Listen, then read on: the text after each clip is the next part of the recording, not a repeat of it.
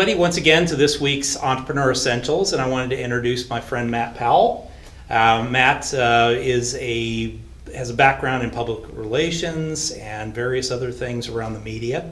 And so we're going to talk a little bit about Matt's business, how he became an entrepreneur, and also just find out a little bit about what's new in his world, just like always. So welcome, Matt. Thank you for joining us today. Appreciate it. So tell us a little bit about your entrepreneurial journey. How'd you get into this? Well, it's funny because I was always the guy that I always said that I would never want to work for myself. There are a lot of comforts that come with working for someone else. It's to have a lot of the operations looked after by someone else. There's a comfort to it, but it doesn't certainly have the excitement of going out on your own. So it just happened a few years ago. I founded my company in 2013, and I had worked several places, and all these different places I worked, I feel like my work is meaningful, and I'm enjoying, sometimes more than others, but I'm enjoying the work that I do. But it was just never quite perfect, and it was actually my wife that finally said to me at one point, it turns out you can't find the perfect job. You may have to go make the perfect job, and that set off a spark in me where I finally went off and said, maybe I have to make the perfect thing. That's kind of, and it's not perfect yet, but I'm getting there. Common trend for a lot of us is figuring out we just can't work for somebody else. Exactly we need to have our own perfect job. Exactly. So tell me a little bit about what you do. Tell in your business and Sure. The easiest way to describe Powell Strategic Communications, which is my business, is that we do profit work and perception work. On the profit side, after doing my MBA, that second year where we were doing case studies was so enjoyable. I love getting into a business, and it's hard. I always tell people you can't consult for your own business. Mm-hmm. There are things that in our day-to-day business and our day-to-day lives we can't see. It really does take someone coming in from the outside that loves and respects what you do, but isn't in love with all of your processes. And so I can offer that. I come in and sometimes see things that are glaring, or sometimes things that are a little more subtle to try to have businesses operate a little more efficiently. Okay. In addition to that, I also do perception work, which is more of what you would think of with public relations, public affairs, and that sort of thing. For the most part, I've been very fortunate. The companies that I work for have stellar reputation. It's just about helping them share that reputation more. But I will say one of my favorite things to do is crisis communications, and I would like to get into some of that, more of that at some point. But it's fun. It's problem solving. It's something bad hits the media or your customer base, and you think, how are we going to survive this? Even in the short term.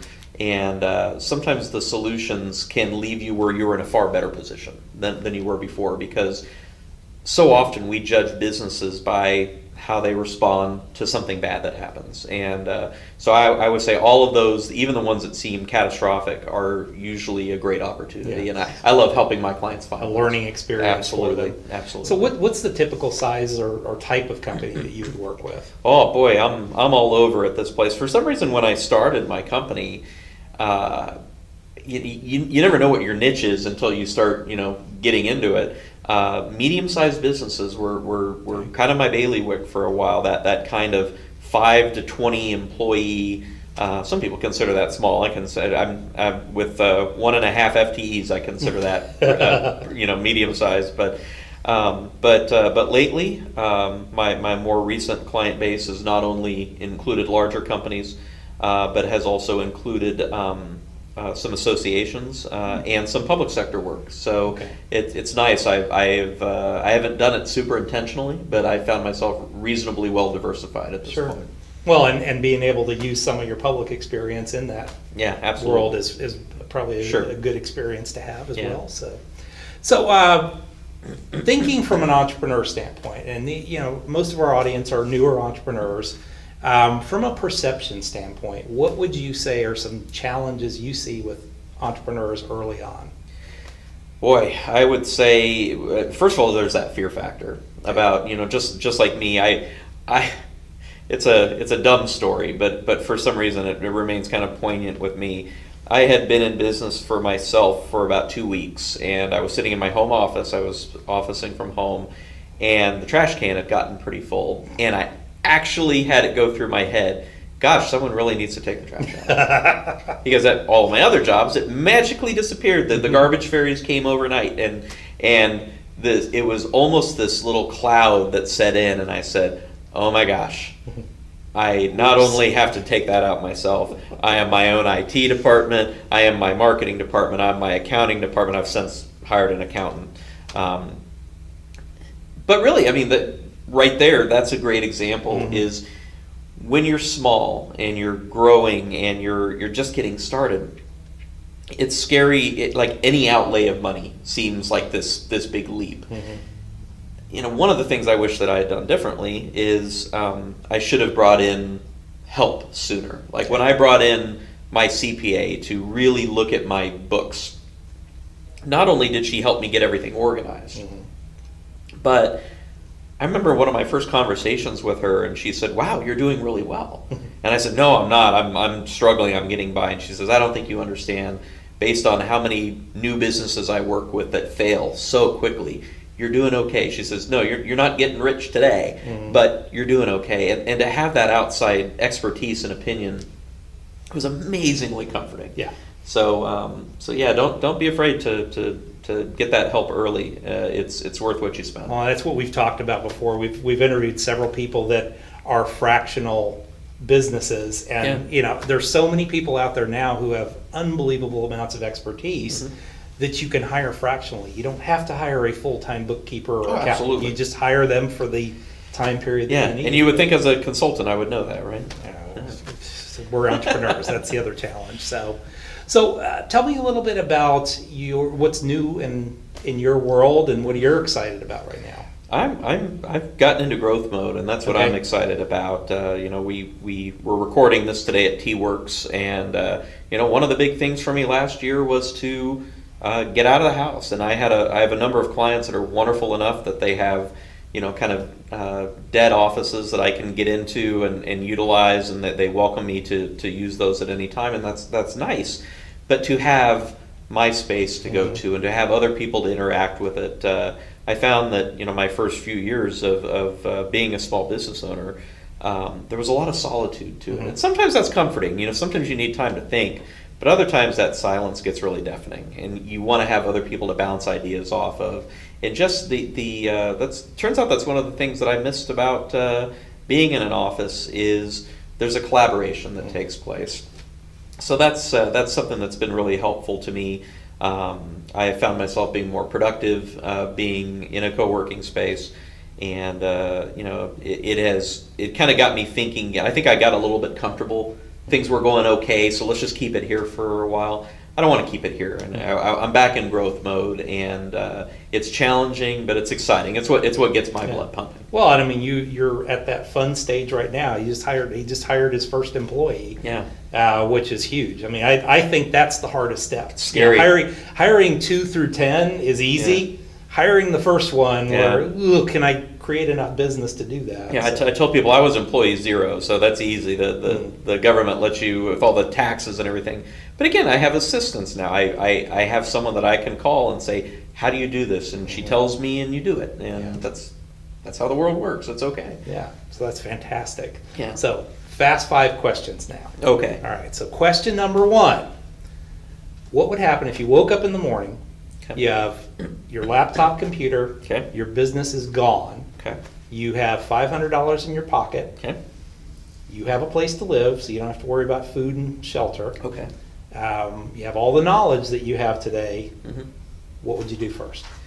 Wow, I got my laptop though. Yes, you have your laptop. I got all my music on. Yeah, I wouldn't want to have to redo that. He loves music, and we hear it all the time. I do. So yeah, I try to keep my door closed a little more often, but boy, I think the first thing that I would do is it sounds a little bit cheesy, but one of my great joys in my business today is my clients. I get to these folks I get to work with, and so it's far more than a paycheck. I've developed these relationships, and part of why I started a firm where I get to work with all these different companies is it's exciting. Every day is a little bit different, and I think one of the first things that I would be doing, irregardless of how much money was in my pocket, was to call them and say, can we continue working together?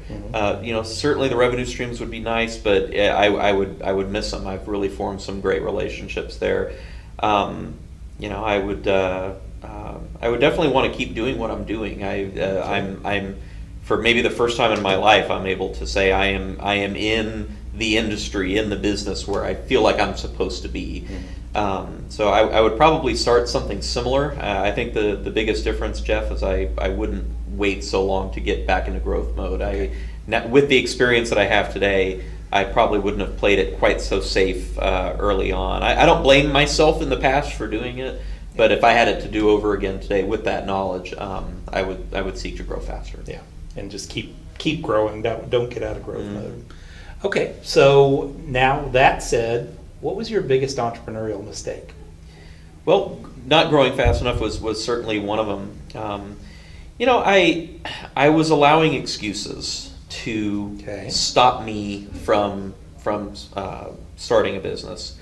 It's really, I owe an incredible amount of my success, certainly almost all of my success, to my wife. She is so supportive of me. You married well. I did. You did as well. But for some reason, she sees things, in me that I don't necessarily see myself. And I was in a job that was, it was paying reasonably well. It was comfortable.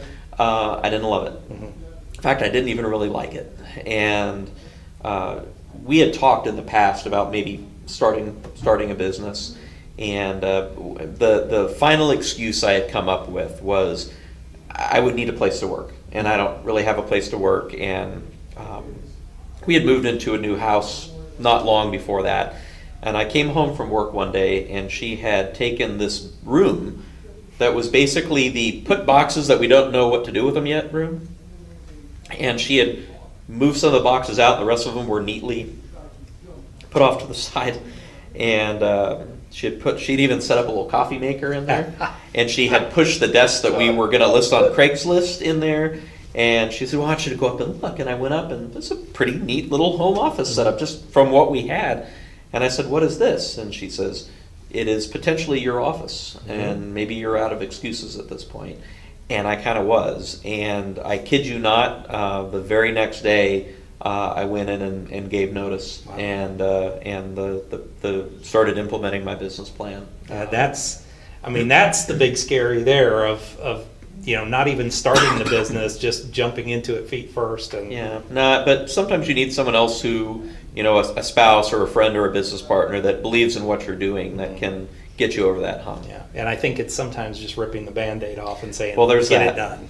Yeah, no doubt. Get it done. No doubt. Okay, so tell me about a book that you would recommend, that you like and recommend. Yeah, there's a bunch of business books that come to mind, and I assume a lot of those get recommended here. I'm going to go a little different direction. All right. My favorite book of all time is On the Road by Jack Kerouac. Awesome book. It is, and it's amazing how well it's held up, considering it was written probably late 50s, maybe. 58. There you go. And but it's either worth a read if you haven't, or a reread if you have, because the underlying theme of that is that adventurous spirit. I mean, it is, if there is a journey that feels entrepreneurial without directly involving business, it would be that. The book is essentially the story of him traversing the country 3 or 4 times with not a lot of a plan. It's he knows where he's going and about when he needs to get there, and it's about the adventures on the way. And I think there's a really nice business and entrepreneurial analogy there. It really is too, and sometimes retracing your steps and absolutely going back the other way. Yeah. So. Plus, it's just beautifully written, so it's fun to read as well. It is fantastic. Big Sur is another big. Yeah, absolutely. Well, there's a big some of the big knock on the business books is they're interesting, but they're not always beautifully written. This is beautifully written. Yeah, it's well written. Yeah, and considering he wrote it drinking heavily and Yes, it's written on a typing like a single maniac. scroll of paper, actually. So, amazing. yeah. So what's a good tool that you use, maybe like an Evernote or something along those lines, in your business that you might recommend to somebody? I don't know if it's a tool so much as it is. I've got multiple devices that I've gone Apple, but I'm not the hugest Apple advocate. You got to use what's comfortable for you and what works for you. But I like that I have gotten, as my own IT department, I've gotten where everything talks to each other. I like that I keep a lot of notes. I'm a list maker, and I like that I can write a note on my iPhone and it'll immediately show up on my iPad and my computer and my little fancy watch now. And I like that they all talk to each other. Sure. And that has helped.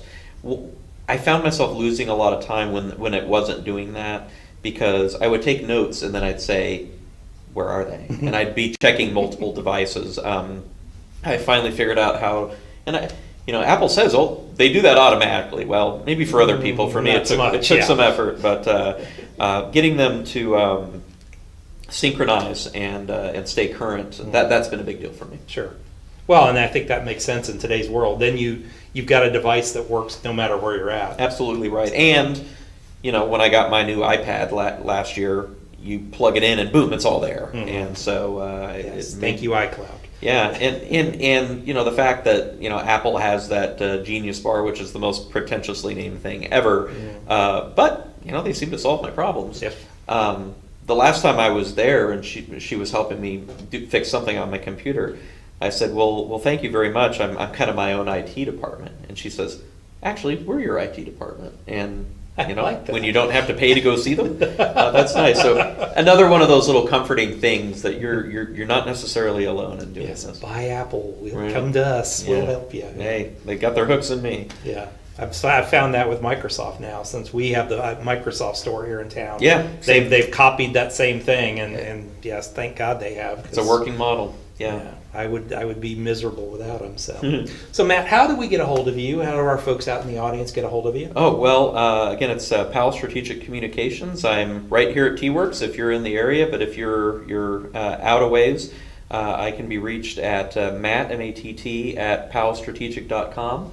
Or you can call me direct at 512-739-3105. And if you need any assistance with your public relations and public affairs or operational needs, we'd love to talk to you and see if there's some way that we can help you out.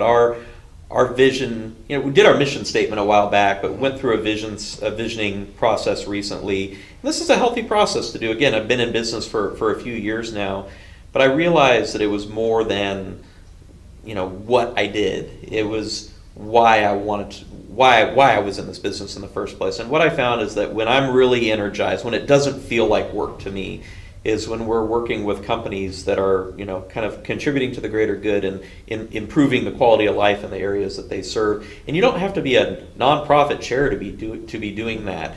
All of us in our day-to-day work are doing things to improve quality of life. And if I can help you rediscover why you're in business for the first place, not only will that help you as a business owner, but in addition to that, when you turn that into messaging, it can really help with sales as well. So feel good, but there's a good business purpose behind it as well. So if we can help you with that, it would certainly be my honor to do so. Thank you. Well, I appreciate you Thanks, today. Jeff, very Thank much. you very much. And thanks for watching. And folks, thank you very much for coming in and listening to us again today. We will see you next week here, and just look for this on our website as well as on YouTube. Also, you'll see the show notes below there with Matt's contact information, as well as some of the notes from this show, so that you can get access to some of the tools and information that Matt talked about today. So thanks, and we'll see you next week. Thank you.